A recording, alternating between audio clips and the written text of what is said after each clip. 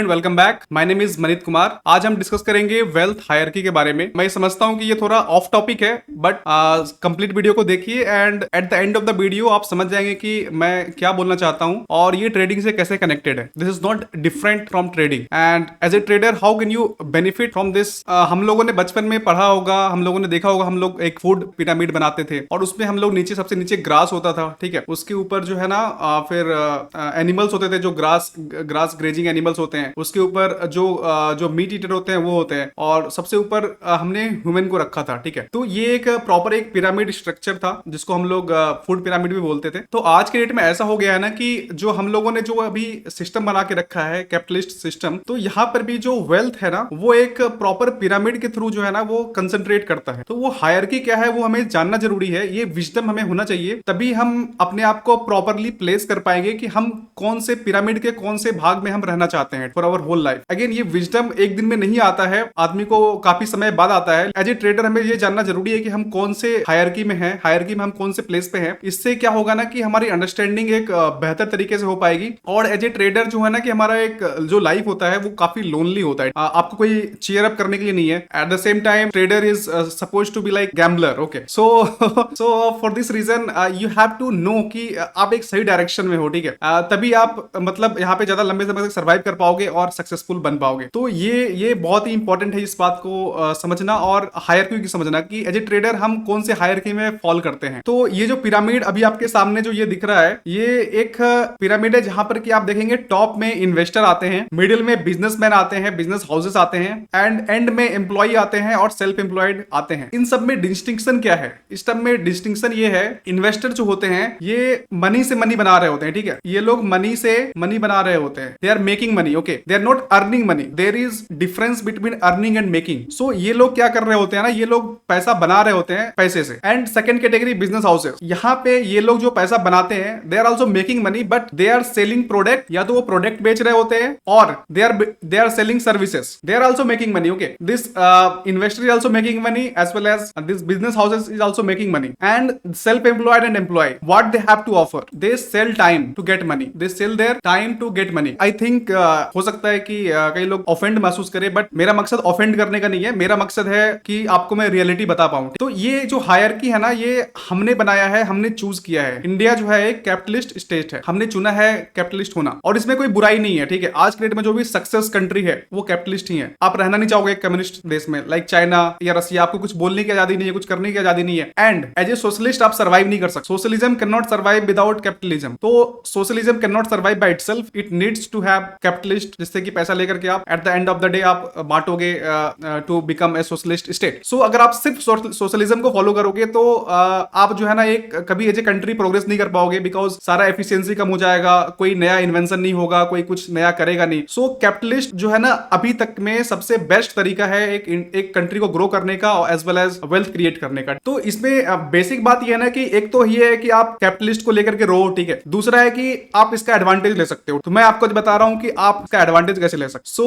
Again you have limited time, आपके पास limited time है तो आप एक लिमिटेड अमाउंट ऑफ मनी ही कमा सकते हो। मैं अपना इंडिविजुअली बात करूं तो I always wanted to make lot of money and after reading Rich Dad Poor Dad I understood that becoming an employ or self employ you can not make unlimited amount of money. So for me it was N obvious option to choose either business or become investor, but as individual you cannot anyway shift into businesses or become investor overnight, okay. It takes lot of hard work to operate a business and to become a successful investor. And the second thing is the whole mechanism you see around yourself, they are in the business of making you employee. This whole system wants you to become employee and they are never going to teach you how to open businesses, run a businesses or become investor. So आपका surrounding जो है ना वो आपको कभी भी motivate नहीं करेगा, कभी भी आपको हेल्प नहीं करेगा to go into upper segment. ये किसका गलती है मैं इस पे कमेंट नहीं करूंगा, but this is the situation and we should face it, okay. तो आप ये भी एक्सपेक्ट नहीं कर सकते कि आपको जो टीचर पढ़ा रहे हैं स्कूल में या फिर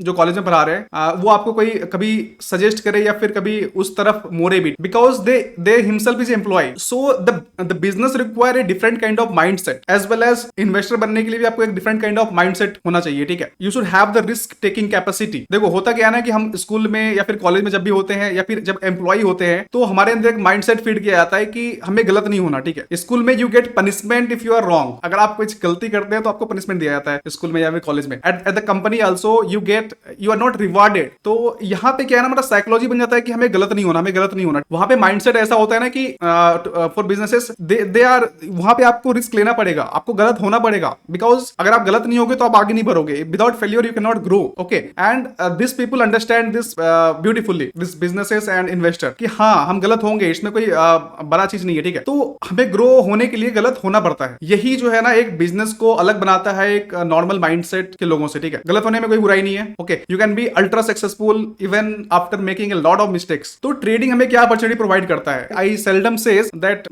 आई did not choose trading. Okay, it was like I have some inner feeling that I should make a lot of money, and I don't know how I got introduced to stock market during this corona event. Okay, and it sparked fire in me कि yeah, this is something you should do, because now what is happening, no, you are directly coming to this category. Okay, in trading you are coming to this category, you are becoming business. Okay, हम लोग यही तो करते हैं ना business में, सस्ता में खरीद के महंगा बेचते हैं। तो हम लोग ट्रेडिंग में भी तो यही कर रहे हैं ना, सस्ता खरीद के महंगा बेचते हैं, राइट। एंड अगर आपके पास एक सिग्निफिकेंट अमाउंट बन जाता है तो आप फिर इस कैटेगरी की तरफ भी मूव कर सकते। But right now as a trader we are businesses, हम लोग सस्ता खरीदते हैं महंगा बेचते हैं। ओके, एंड बिजनेस में क्या लॉस नहीं होता। अगर आप कुछ माल खरीद के ला रहे हो तो कुछ तो खराब होगा। यहाँ पर भी हम लोग जब बिजनेस कर रहे होते हैं एज ए ट्रेडर, तो हमें स्टॉप लॉस लेना पड़ेगा, हमें गलत होना पड़ेगा। There is nothing to feel bad about it. Okay, तो बस ये है ना कि हमें जो हमारा जो रिस्क है वो मैनेज होना चाहिए, राइट। तो हमारा रिस्क जो है वो मैनेज होना चाहिए। This is something we have to understand. हम रॉन्ग होंगे अगर हम लोग ट्रेडिंग स्टार्ट करते हैं तो अपने पूरे लाइफ टाइम में शायद लाखों बार गलत होंगे, ठीक है। And there is nothing wrong about it. ये चीज अगर आप समझ गए इस चीज को, तो आपको फिर आगे बढ़ने से कोई नहीं रोक सकता। समस्या ये है कि हम गलत होना नहीं चाहते। हम लोग स्टॉप लॉस क्यों नहीं काटते? कभी कभी जब मार्केट हमारे पक्ष में नहीं चलता है, मार्केट नीचे रहता है, फिर भी हम लोग क्यों नहीं काटते? क्योंकि हमें लगता है कि हम गलत कैसे होंगे, हम गलत साबित कैसे हो सकते हैं। Okay, so this mindset, this ego mindset हमें जो है ना कभी मैन्यूवर नहीं करने देता है मार्केट में, ठीक है। बट मैं ये बोलना चाहता हूँ ना कि आप जिंदगी में क्या चाहते हो? सबसे बेस्ट चाहते हो ना सब कुछ का। What do you want out of life? You want best that you can achieve out of life. So यहाँ पर भी तो मैं वही करने के लिए बोल रहा हूँ ना कि आप देखो कि आपके आसपास हो क्या रहा है, स्ट्रक्चर क्या है, ठीक है। तो हम लोग उस स्ट्रक्चर का फायदा उठाएं, ये तो हमारा मकसद है ना। हम लोग जिंदगी में क्या करते हैं? देखो, हम लोग क्लास में भी तभी खुश होते हैं ना कि जब हमें फर्स्ट रैंक आता है। तो हम फर्स्ट रैंक लाके खुश क्यों होते हैं? क्योंकि हमें लगता है कि हमने बाकी जो बच्चे थे उनको मैंने पीछे छोड़ करके आगे बढ़ गया, ठीक है। So this is something we have to understand. We don't have to feel wrong about anything. This is fact. We should accept it and we should try to move, we should aspire to move ourself from the employ segment to business segment to investor segment. Okay, ये जो capitalism है इसका जो cream है ये ऊपर investor में लाई करता है, ठीक है। तो you should always aspire to be moving up in this pyramid. Okay, ताकि आप इस जो कैपिटलिज्म है इसका मजा ले सको। तो एज ए ट्रेडर हमें ये